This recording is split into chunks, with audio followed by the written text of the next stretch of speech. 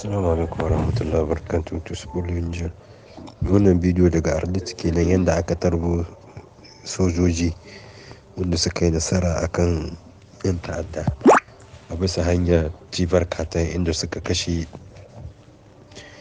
'yan ta'adda da dama, kamar yadda tun ɗazowai bayan la'asar mun gaya muku cewa mutane sun fara zuwa bakin rampol na Arlit inda za su tarbo sojojin. To lallai ga yanar isowar sojojin cikin garin Arlit kenan.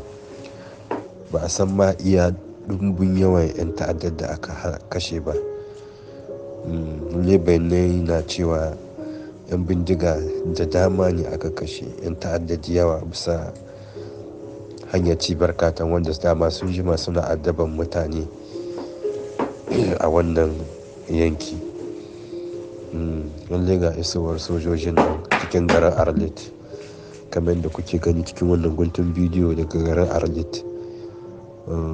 Assalamu alaikum warahmatullahi wabarakatuh.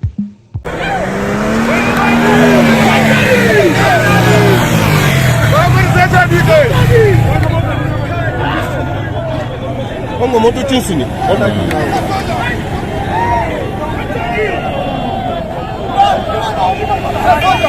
Wanda ba a toye ba.